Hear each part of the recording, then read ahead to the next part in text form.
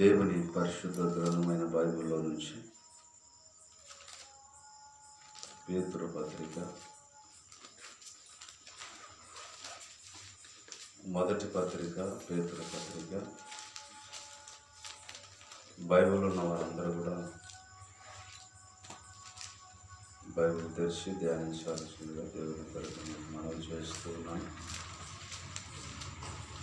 1వ పేతురు రాసిన పత్రిక 5వ అధ్యాయము 8వ వచనాన్ని చదువుతున్నాం. 5వ అధ్యాయము 8వ వచనాన్ని చదువుతున్నాం. నిబ్బరమైన బుద్ధి గలవారై మెలకువగా ఉండుడి. మీ విరోధివైనటువంటి అపవాది గర్జించు సింహం వలె ఎవరిని మింగుదునా అని వెదకుచూ తిరుగుచున్నాడు. లోకమందున్న మీ సహోదరుల యందు ఈ విధమైన శ్రమలే నెరవేరుచున్నవని ఎరిగి విశ్వాసమందు స్థిరులై వారిని ఎదురించుడి. Praise the lord. హల్లెలూయా. చిన్న ప్రార్థన చేసుకుందాం. పరిశుద్ధుడా, ప్రేమ కలిగిన తండ్రి, దయ కలిగిన నాయన, నీ దయలో నీ సంకల్పంలో ఈ రీతిగా ఈ రాత్రి వేళ సమయంలో ఈ ప్రార్థన కూడికలో మేమందరము సమకూర్చిన విధానాన్ని బట్టి నీకు వందనాలు. మరి జరిగించిన కూడికను బట్టి చక్కటి పాటలు పాడించామైనా నీకు వందనాలు. పాడిన బిడ్డలను దీవించండి, ఆశీర్వదించండి. ముందున్న సమయాన్ని నీ చేతికి అప్పగిస్తున్నా. నీ పరిశుద్ధ ఆత్మతో నన్ను నింపు, నీ ఆత్మతో నన్ను సంధించండి.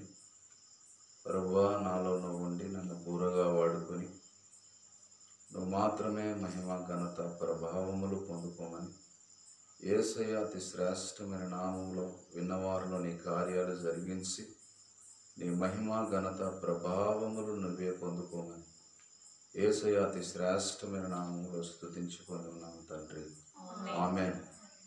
క్రీస్తునందు ప్రియమైన సహోదరి సహోదరులారా, మన ప్రభువుడు, మన రక్షకుడు, మన విమోచకుడైనటువంటి యేసుక్రీస్తు ప్రభుల వారి నామంలో మీ అందరికీ కూడా నా శుభాది వందనాలు తెలియజేస్తూ ఉన్నాను. అందరు బాగున్నారు కదమ్మా? దేవునికి మహిమ కలుగును గాక, దేవునికి స్తుతి కలుగును గాక. మన అంశం ఏమిటంటే, ఉదయకాల సమయంలో ఈ అంశం మీద మనం ధ్యానించాం. ఒక విశ్వాసి యొక్క దిగజారినటువంటి స్థితి పగలు ఆరాధనలో ధ్యానించాం. 1వ భాగం 2వ భాగం అని చెప్పాను మీకు. 1వ భాగాన్ని మనం ధ్యానించాం.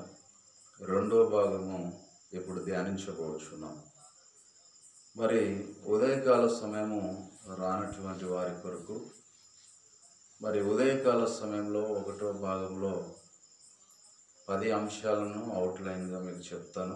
తదుపరి 2వ భాగంలో మీకు చెప్పబోతున్నాను.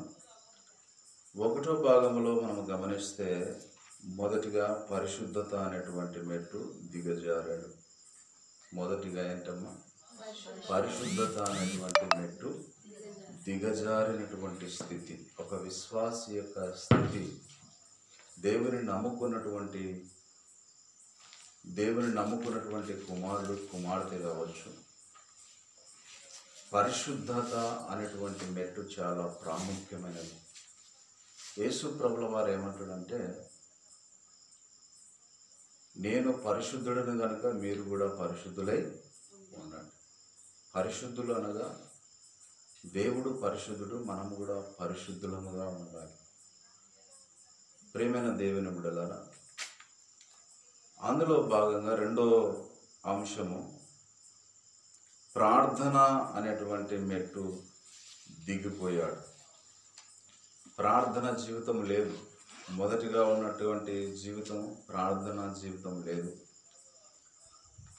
ప్రార్థన అనగానే మనిషికి బద్ధకం, ప్రార్థన చేయలేరు, మోకరించలేరు. ఎంతగానో ఇసుక్కుంటారు. ప్రార్థన చేయాలంటే చాలా ఒక బండ మీద పెట్టుకొని మోసినట్టుగా ఉంటుంది.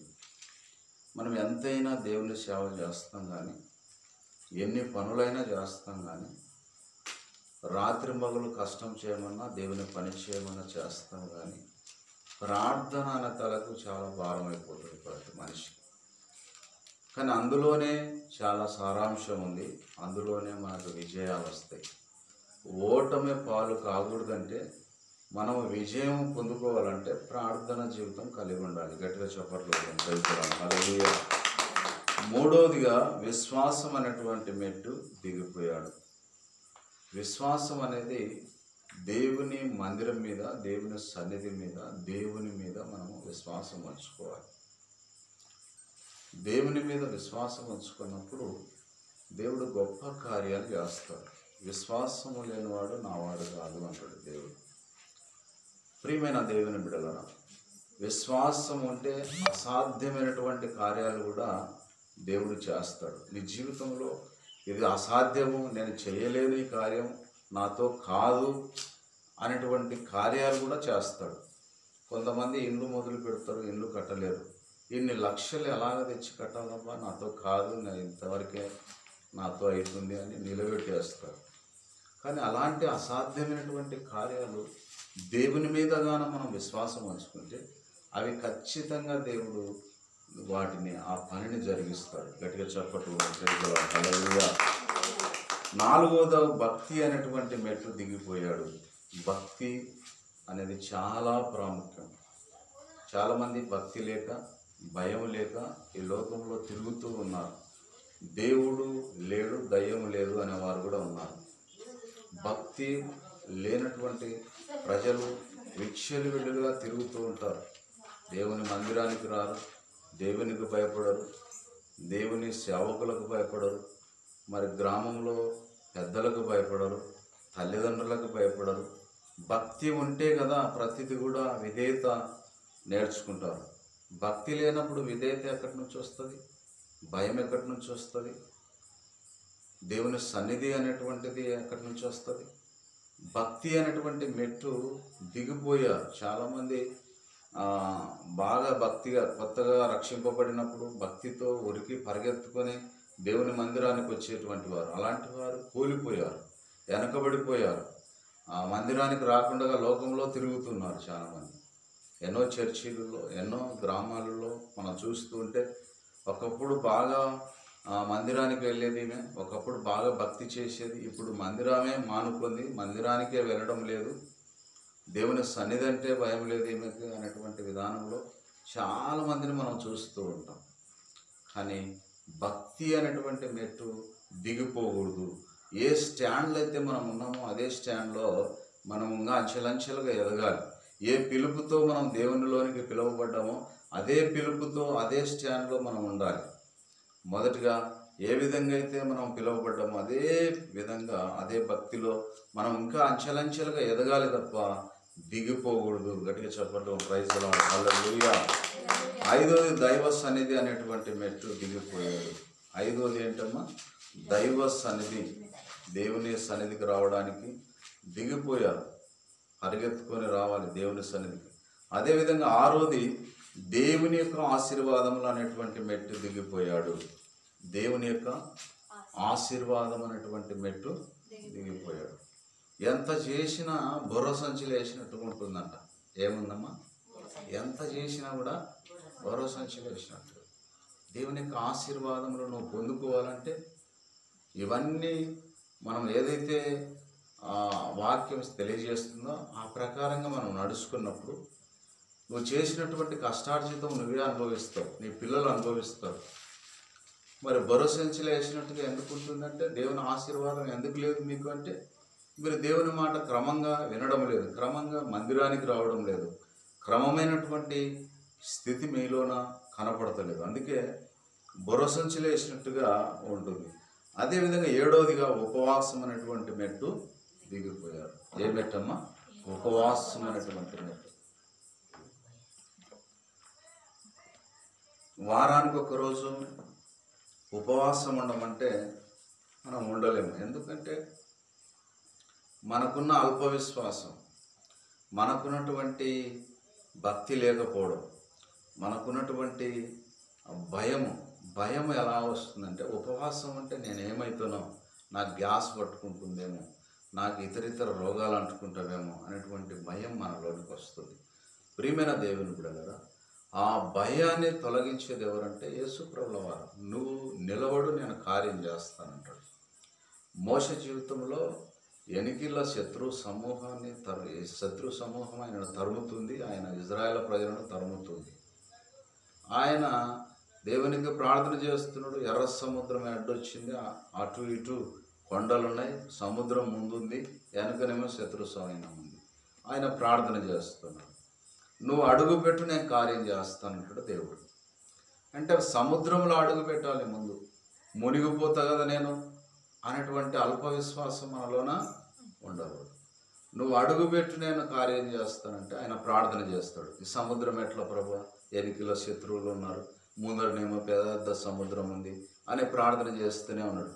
మోషే, ఎందుకు ప్రార్థన చేస్తున్నావు? నీ చేతిలో ఉన్న కర్ర ఆ సముద్రం మీద కొట్టు అంటాడు.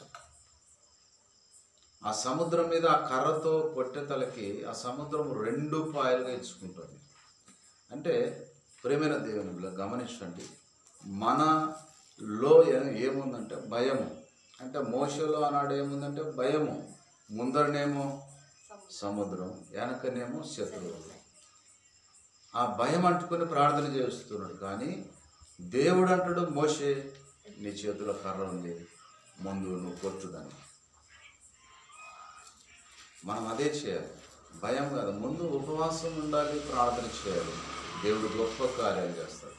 ఎన్నో ఏళ్ళ నుండి పెండింగ్ పడినటువంటి కార్యాలు నీ బిడ్డ జీవితంలో, నీ కుమారుని జీవితంలో, నీ కుటుంబ జీవితంలో, పరిచర్య జీవితంలో, ఆత్మీయంగా ఎదగలేక అణిగిపోయి ఉన్నావా? అన్ని విషయాలలో దేవుడు గొప్ప కార్యాలు చేయాలంటే నువ్వు ఉపవాసం ఉండి ప్రార్థన చేయాలి. 8వ అంశంగా సాక్ష్యం అనేటువంటి మెట్టు దిగిపోయాడు. సాక్ష్యం అంటే చాలా గొప్పది. సాక్ష్యము, యేసుప్రభుల వారు మంచి సాక్ష్యం పొందాడు. తండ్రి అయినటువంటి దేవుని ద్వారా మంచి సాక్ష్యం. బలా నమ్మకమైనటువంటి నా మంచి దాసుడా అని మంచి పేరు పొందాడు. మనం కూడా దేవుని చేత బలా నమ్మకమైనటువంటి మంచి నా దాసురాలా, బలా నమ్మకమైనటువంటి నా మంచి కుమారుడా, నా మంచి దాసుడా అనేటువంటి పేరు ఎక్కడి నుంచి రావాలంటే, ఆ స్వరము, ఆ సాక్ష్యం ఎక్కడి నుంచి రావాలంటే దేవుడు మనకి గట్టిగా చెప్పకూడదు. దేవుడు సాక్ష్యం ఇస్తే ప్రజలలో కూడా మంచి సాక్ష్యం వస్తుంది. మన ప్రజలలో కూడా, గ్రామంలో, కుటుంబంలో, బంధువులలో, రక్త సంబంధికులలో, సమాజంలో, ప్రపంచంలో మంచి పేరు, ప్రపంచవ్యాప్తంగా మనం వాడబడతాం. దేవుని చేతిలో ఉన్నప్పుడు ప్రపంచవ్యాప్తంగా మనం వాడబడతాం. ప్రైజ్ లార్డ్, హల్లెలూయా. 9వగా పరిచర్య అనేటువంటి మెట్టు దిగిపోయాడు. పరిచర్య అంటే దేవుని యొక్క పరిచర్య మనం ఎంతగానో అప్పగించుకొని చేసేవారు. ఒకప్పుడు కొత్తగా రక్షింపబడినారు. అప్పుడు పరిచర్య అనేటువంటిది మరిచిపోయి లోకంలో ఉన్నటువంటి పనుల నిమిత్తం బిజీ అయిపోయి, దేవుని పరిచర్య ఏదైతే మనకు అప్పగించాడో ఆ పరిచర్యను గడ్డకు పెట్టి లోకంలో ఉన్నటువంటి పనుల కొరకు బిజీ అయిపోతున్నారు చాలామంది. ఆ పరిచర్య నమ్మకంగా మనం చేస్తే, ఆయన పని చేస్తే, ఏదైతే మనకు అప్పగించబడిందో ఆ పనిని నమ్మకంగా చేస్తే అంచెలంచెలుగా మనల్ని ఆశీర్వదిస్తాడు. 10వదిగా మనం ఆలోచన చేస్తే దశమ భాగం అనేటువంటి మెట్టు దిగిపోయాడు. దశమ భాగాలు ఇవ్వాలి దేవునికి. దేవుని పని కొరకు మనము దశమ భాగాలు ఇవ్వాలి. మనం 100 రూపాయలు సంపాదిస్తే 10 రూపాయలు ఖచ్చితంగా దేవునికి ఇవ్వాలని దేవుని వాక్యం సెలవిస్తుంది. నీకు కానీ నాకు కానీ ప్రతి ఒక్కరు అట్లా తెచ్చిస్తే దేవుని పరిచర్య, దేవుని సేవకులు విస్తారంగా చేస్తారు. ఆ సమృద్ధి లేకనే సేవకులు వెనకబడిపోతున్నారు. నాకు అదే పరిస్థితి ఏర్పడింది. ఇప్పుడు నాకు పరిచర్యలో అమౌంట్ లేక నేను ముందుకు వెళ్ళలేకపోతున్నా, వేరే గ్రామాలకు వెళ్ళలేకపోతున్నా, ఆటోలకు బాడిగలు లేవు. అసలు అన్ని విషయాలలో వెనకబడిపోతున్న కారణం ఏంటంటే, ప్రతి బేస్తవారం స్వార్థ సభ నుంచి ప్రకటిస్తున్నాం, కానీ అందులో భాగంగా అమౌంట్ లేక వెనకబడిపోతున్నాం. మనం ఒక ఊరికి వెళ్ళాలంటే చాలా ఆటో ఖర్చులు కావాలి. అందులో భాగంగా వీడియో, ఆ యొక్క సిస్టము, అవన్నీ కూడా రానుపోని ఛార్జీలు చాలా ఉన్నాయి. అవన్నీ కూడా మనం ఎవరు ఇవ్వాలి అవన్నీ అంటే, సంఘంలో ఒక 10 మంది ఉన్న 10 చేతులు వేస్తే విస్తారంగా ఆ యొక్క పరిచర్య కొనసాగుతుంది. మనం యువగా బిగపట్టినందుకు సేవకుడు ముందుకెళ్ళలేకపోతున్నాడు.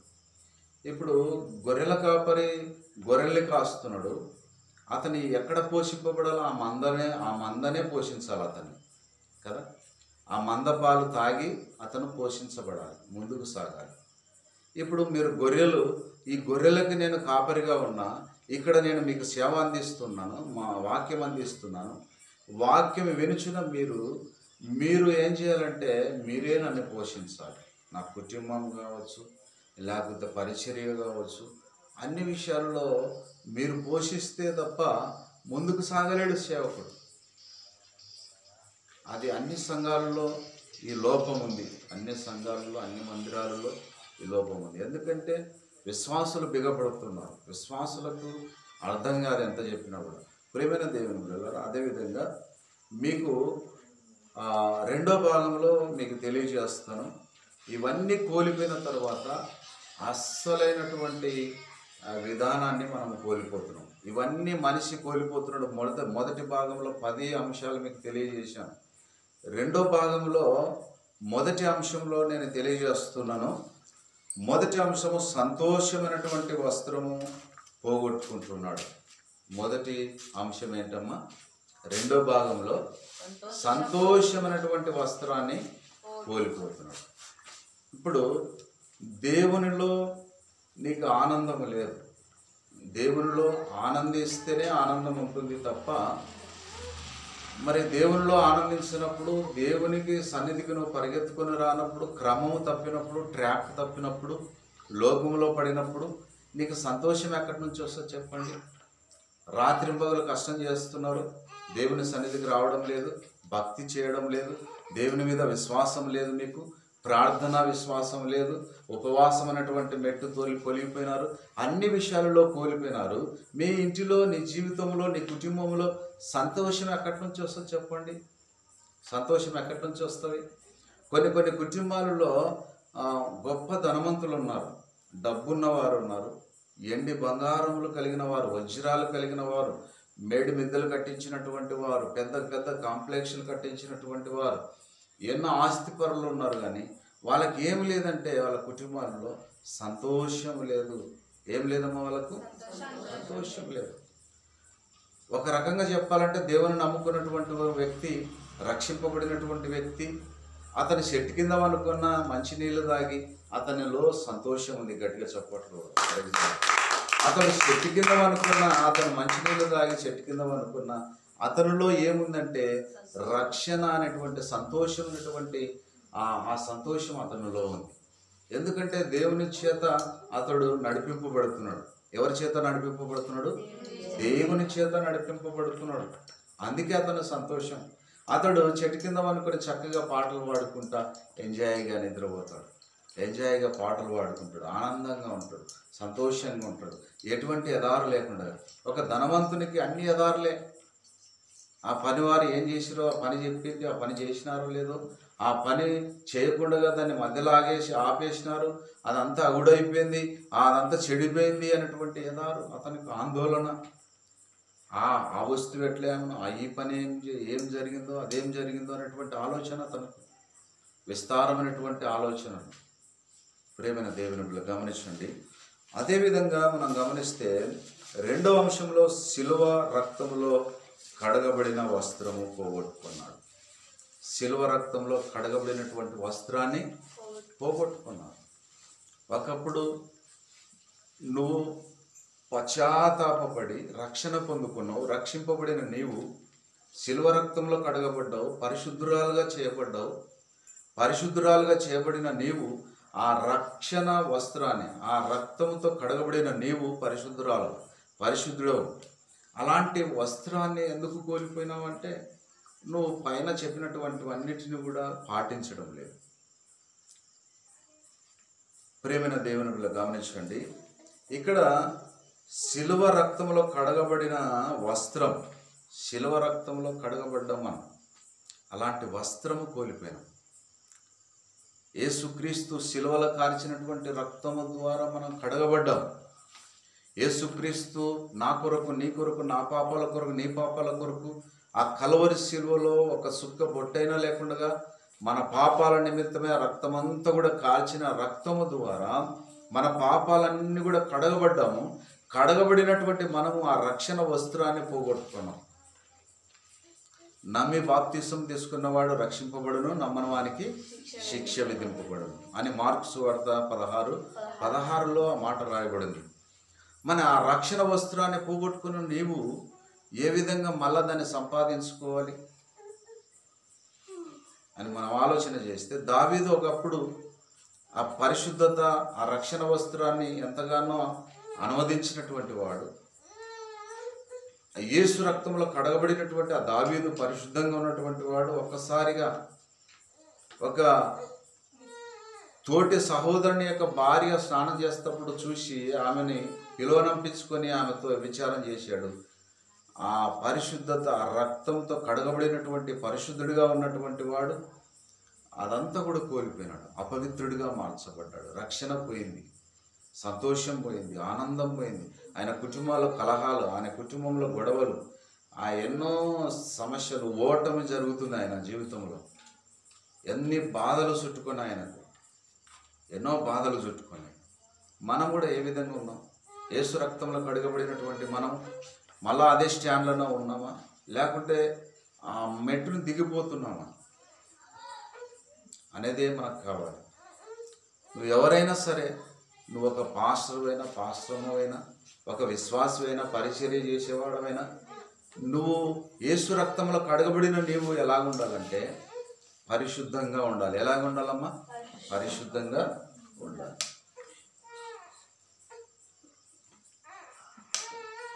దేవుని వాక్యం ఏమంటుందంటే, ఒక స్త్రీని చూసి మోహపు చూపుతో ఒక స్త్రీని చూసినప్పుడు ఆమెతో వ్యభిచారం చేసినట్టుగానే దేవుని వాక్యం సెలవిస్తుంది. ఒక స్త్రీని చూసి మోహపు చూపుతో చూసి, ఒక చూపులు కూడా వేరే వేరే ఉంటాయి. ఒకసారి చూస్తే అది బాగానే ఉంటుంది, రెండోసారి చూస్తే బాగానే ఉంటుంది, మూడోసారి పదే చూస్తే ఆ చూపులో ఏమో తేడా ఉంది అతనిలో. అందుకనే అందరినీ నమ్మకూడదు. స్త్రీలు అందరినీ నమ్మకూడదు. చాలా జాగ్రత్తగా ఉండాలి. మోహపు చూపు ఎప్పుడైతే అతనిలోనో స్టార్ట్ అవుతుందో వెంటనే నిన్ను ఫాలోఅప్ చేస్తాడు. ప్రియమైన దేవుని బిడ్డలు గమనించండి, అప్పుడే ఆమెతో వ్యభిచారం చేసినట్టుగానే వాక్యం సెలవిస్తుంది. అతడు కావచ్చు, లేకపోతే స్త్రీ కావచ్చు, ఒక చక్కటి పురుషుని చూసి మోహపు చూపుతో ఆమె కానీ చూస్తే అతనితో వ్యభిచారం చేసినట్టుగానే వాక్యం సెలవిస్తుంది. నువ్వు ఇంకా తప్పు చేయలేదు, కానీ నీ ఆలోచనలో ఆ దుర్బుద్ధి పుట్టింది. ఏం పుట్టిందమ్మా? నీ ఆలోచనలో, నీ హృదయంలో దుర్బుద్ధి పుట్టింది. అప్పుడే నువ్వు వ్యభిచారం చేసినట్టుగానే వాక్యము సెలవిస్తుంది.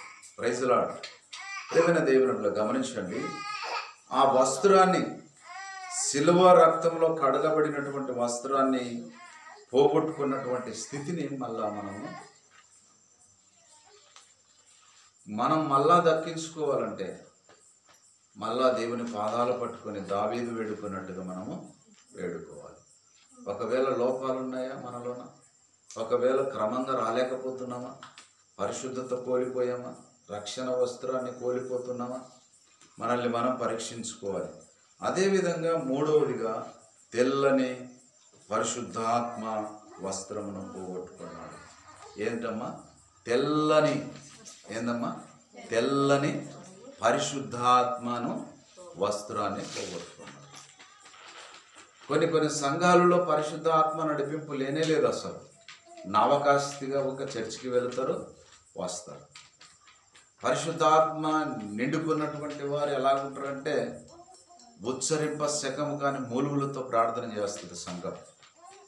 సంఘమంతా మోకరించి ఉచ్చరింప శకము కాని మూలుగులతో, ఏడుపులతో, కన్నీటితో, పశ్చాత్తాపముతో ప్రార్థన చేస్తూ ఉంటుంది. దేవుని కార్యాలు జరుగుతుంటాయి అక్కడ. ఏదో ఒక అవకాశం వచ్చాం పోయాం ప్రార్థనకు అనేది కాకుండా పరిశుద్ధాత్మ అనేటువంటి వస్త్రాన్ని, తెల్లని పరిశుద్ధాత్మ అనేటువంటి వస్త్రాన్ని పోగొట్టుకున్నారు. ఒకప్పుడు ఎంతగానో పరిశుద్ధాత్మ నింపబడి ప్రార్థన చేసేటువంటి వారు. చదవండి ఒకసారి, పరిశుద్ధాత్మ దేవుడు ఏ విధంగా మనల్ని నింపుతాడు, సంఘాన్ని ఏ విధంగా నింపుతాడు. అపోస్తుల కార్యం 2వ అధ్యాయం, అపోస్తుల కార్యం 2వ అధ్యాయం,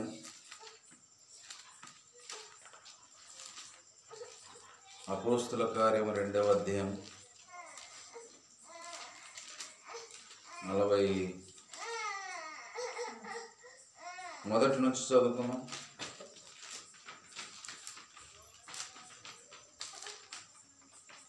పెంతెకోస్తు పండగ దినము వచ్చినప్పుడు అందరూ ఒక చోట కూడిరి. అప్పుడు వేగముగా వీచి బలమైన గాలి వంటి ఒక ధ్వని ఆకాశము నుండి అకస్మాత్తుగా వారు కూర్చుని ఉన్న ఇల్లంతయు నిండెను. చాలు. ఇప్పుడు మనమందరం కూడా ఒక చోట కూడి మనం సంఘముగా సమకూడి ప్రార్థన చేస్తూ ఉన్నాం. అకస్మాత్తుగా వస్తుందంట పరిశుద్ధాత్మ.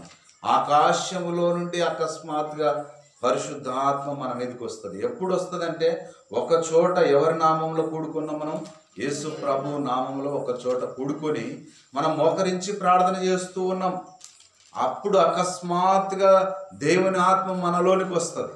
నువ్వు మోకరించలేదు, అసలు నువ్వు అప్పగించుకోలేదు, దేవుని నామానికి రాలేదు, దేవుని నామంలో మోకరించలేదు, నీలోనికి పరిశుద్ధాత్మ రామంటే ఎట్లా వస్తుంది చెప్పండి? అమ్మ ప్రార్థన చేయండి, అమ్మ మోకరించండి అంటే మోకరించలేకపోవడం కారణం ఏంటంటే, మీరు దేవుని ఆత్మతో నడిపింపబడతలేదు, దేవుని భయం లేదు, దేవుని శక్తి లేదు, దేవుని యొక్క నడిపింపు మీలో లేదు. ప్రేమైన దేవుని అకస్మాత్తుగా వస్తుందంట దేవుని ఆత్మ. ఎట్లా వస్తుందమ్మా? అకస్మాత్తుగా వస్తుంది. ఇప్పుడు మనం మామూలుగా ఉన్నాం, మనలోనికి ఆత్మ వచ్చిందంటే అస్సలు ఉచ్చరింపశకం కాని మూలుగులతో ప్రార్థన చేస్తున్నాం. అసలు నువ్వు నడిపింపబడుతున్న విధానాన్ని దేవుడు చూస్తాడు. నువ్వు ఎంతగా దేవునికి అప్పగించుకుంటున్నావు అంతగా దేవుడు నన్ను వాడుకుంటాడు. Praise the lord. Hallelujah, hallelujah. చదవండి కింద వచనాలలో. మరియు అగ్నిజ్వాల వంటి నాలుకలు విభాగింపబడి వారి బాగా చదవండి మీరు. మరియు అగ్నిజ్వాల వంటి నాలుకలు విభాగింపబడి వారికి కనబడి వారిలో ఒక్కొక్కని మీద రాలగా అందరూ పరిశుద్ధాత్మతో నిండిన వారి ఆ ఆత్మ వారికి వాక్ శక్తి అనుగ్రహించిన కొలది అన్య భాషలతో మాట్లాడ సాగిరి. ఇక్కడ పరిశుద్ధాత్మతో నిండిన వారి ఏంతో నిండుతారమ్మా? సంఘం ఏంతో నిండుతుంది? పరిశుద్ధాత్మతో నిండుతుంది సంఘం. సంఘమంతా కూడుకొని ప్రార్థన చేసేటప్పుడు పరిశుద్ధాత్మతో నింపబడతారు. మీరు ఒక్కొక్క విధంగా కొంతమంది ఏం చేస్తుంటారు, ప్రార్థన చేసేటప్పుడు కొంతమంది మాట్లాడుతుంటారు, కొంతమంది అటు ఇటు చూస్తుంటారు, కొంతమంది ప్రార్థన చేస్తూనే ఉంటారు. కొన్ని సంఘాలలో ప్రార్థన జరుగుతుంటే అటు ఇటు తిరుగుతూనే ఉంటారు. వాళ్ళలోనికి ఎలాగ పరిశుద్ధాత్మ దేవుడు వస్తాడు చెప్పండి? మోకరించి ప్రార్థన చేసేవారు, దేవుని మీద ఆధారపడినటువంటి వారికి పరిశుద్ధాత్మ నింపబడతారు. అకస్మాత్తుగా వారిలోనికి పరిశుద్ధాత్మ వారిలోనికి వస్తుంది. అప్పుడు ఉచ్చరింపశకం కాని మూలుగులతో వారి అన్న భాషలతో మాట్లాడసాగిరి అని వాక్యం సెలవిస్తుంది. అదేవిధంగా మనం గమనించాలి, 4వదిగా నీతి వస్త్రమును పోగొట్టుకున్నారు. 4వదిగా నీతి వస్త్రాన్ని పోగొట్టుకున్నారు. మనము నీతిమంతుడు ఎవరన్నా ఉన్నారు ఈ లోకంలో అంటే నీతిమంతుడు లేడు, ఒక్కడునూ లేడు. అందరూ అంతటా పాపం చేసి దేవుడు అనుగ్రహించి మహిమను పొందలేకపోతున్నారు. నీతిమంతుడు లేడు, ఒక్కడునూ లేడంట. మరి ఎలాగ నీతిమంతులమైన మనం అంటే, ప్రభు అయినటువంటి యేసుక్రీస్తు నీతిమంతుడు. ఆయన ద్వారా మనం నీతిమంతులముగా మార్చబడ్డాం, నీతిమంతులముగా మనము చేయబడ్డాం. నీతి యేసు ప్రభులో ఉన్నటువంటి నీతి మనలోనికి వచ్చింది. ఎట్లా వచ్చిందమ్మా? యేసు ప్రభుని నమ్ముకున్నందుకు యేసు ప్రభులో ఉన్నటువంటి నీతి మనలోనికి వచ్చింది. అంటే నీతి లేనివాడు ఎలాగ నడుచుకుంటాడంటే అన్యాయంగా నడుచుకుంటాడు. ఎలాగ నడుచుకుంటాడు? నీతి లేనివాడు అన్యాయంగా మాట్లాడతాడు, అన్యాయంగా గుంజుకుంటాడు, అన్యాయంగా దోసుకుంటాడు. ఎంత అన్యాయస్తుడవురా నువ్వు అంటారు కదా. నీతి లేనటువంటి వాడు ఎంతగానో అన్యాయంగా ప్రజల వినబడి దోసుకుంటూ ఉంటాడు. ప్రేమైన దేవుని బిడ్డలారా గమనించండి. నీతిమంతుడు ఎవరన్నా ఉన్నారు ఈ లోకంలో అంటే ప్రభు అయినటువంటి యేసుక్రీస్తు మాత్రమే నీతిమంతుడు. ఆయన నమ్ముకున్నటువంటి నీవు నీతిమంతురాలవు, నీతిమంతుడవు. ప్రభు అయినటువంటి యేసుక్రీస్తు ఆయన నీతిమంతుడు. ఆయన నీతి వస్త్రాన్ని నువ్వు పోగొట్టుకుంటున్నావంటే నువ్వు కూడా లోకంలో పడి అన్యాయస్తురాలుగా మారిపోతున్నావా, అన్యాయస్తుడిగా మారిపోతున్నావా? దేవుడు అది నన్ను హెచ్చరిస్తున్నాడు. నీతి అనేటువంటి వస్త్రాన్ని మనం ఎప్పటికీ కూడా పోగొట్టుకోకూడదు. మనం ఎక్కడ మాట్లాడినా నీతిమంతులముగా ఉండాలి, ఉన్నది ఉన్నట్టుగా మాట్లాడాలి, న్యాయముగా ఉండాలి. యేసుక్రీస్తు ఎలాగ నడుచుకున్నాడో అలాగా మనం నడుచుకోవాలని దేవుని పేరిట మీకు మనవి చేస్తూ ఉన్నాను. 5వ అంశముగా రక్షణ వస్త్రాన్ని పోగొట్టుకున్నాడు. ఏం కొట్టుకున్నాడమ్మా? రక్షణ వస్త్రాన్ని. రక్షణ వస్త్రము ఎలాంటిదంటే చాలా ప్రాముఖ్యమైనది.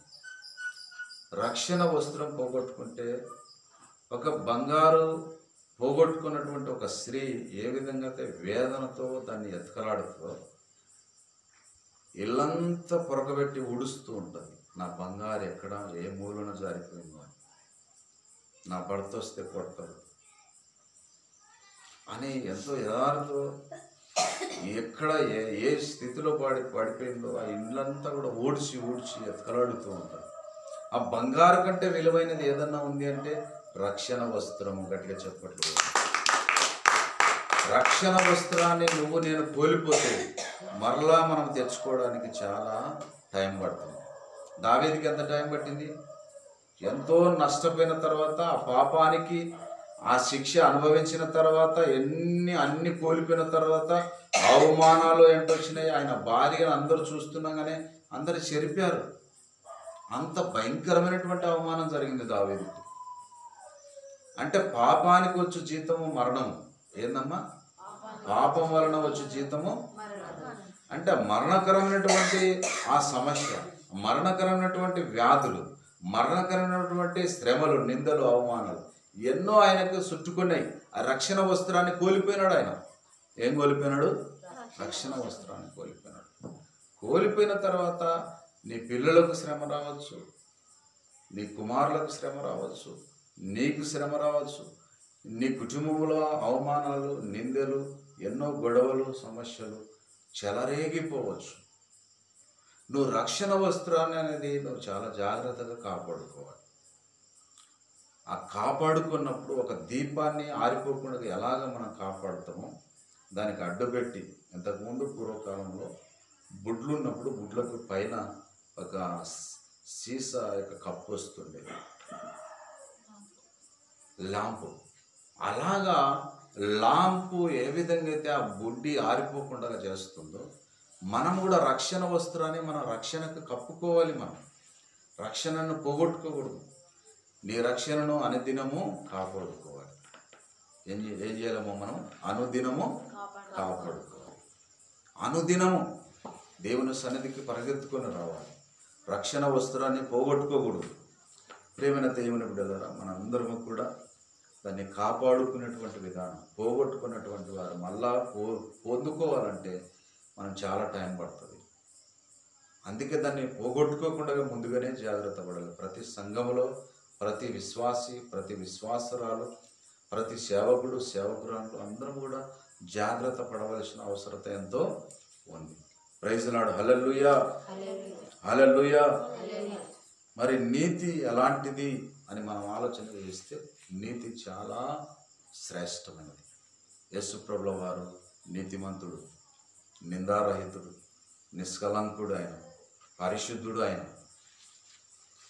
ఆయన పరిశుద్ధుడు పరిశుద్ధుడు పరిశుద్ధుడు పరిశుద్ధుడు పరిశుద్ధుడని గాన ప్రతిగానముల చేత, కేరుబుల చేత, 24 మంది పెద్దల చేత, కోట్లాది దూతల చేత, ఆయన మనలాంటి దీనుల చేత నిత్యము కొనియాడబడుచున్నాడు. పరలోకమందు భూమి మీద యేసు ప్రభుల వారు కొనియాడబడుచు ఉన్నాడు. గట్టిగా చెప్పట్లు కూడా. హల్లెలూయా, హల్లెలూయా. ఆయన నీతిమంతుడు కనుక ఆయన కొనియాడబడుచు ఉన్నాడు. నీతిమంతుణ్ణి జ్ఞాపకం చేసుకుంటా మనకు ఆశీర్వాదకరమని వాక్యం చెప్తుంది. సామెతల గ్రంథం 7:10. నీతిమంతుణ్ణి జ్ఞాపకం చేసుకుంటా మనకు ఆశీర్వాదకరం అంట. ఎవరిని జ్ఞాపకం చేసుకోవాలి మనము? నీతిమంతుని, ప్రభు అయినటువంటి యేసుక్రీస్తును జ్ఞాపకం చేసుకోవాలి. ఆ విధంగా మనం అందరము కొనసాగాలని, నీతిమంతులముగా ఉండాలని, మనమందరం ఆ విధంగా ఉండి ఆ రక్షణను కొనసాగించాలని దేవుని పేరిట మీకు మనవి చేస్తున్నాను. ప్రార్థన చేస్తాం. మోకరించండి.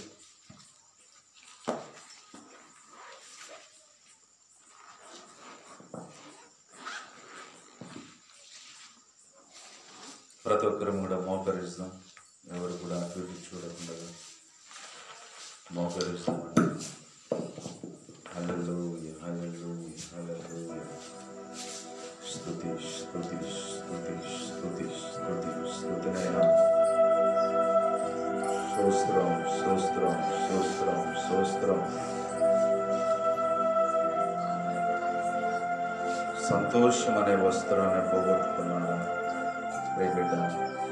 నా జీవితంలో సంతోషం లేదు, సమాధానం లేదు. నా కుటుంబంలో సంతోషం లేదు, సమాధానం లేదు. ప్రభా, నేను రాత్రింబవళ్ళు కష్టపడుతున్నాను కానీ బుర్ర సంచి లేచినట్టుగా ఉంది నా జీవితం.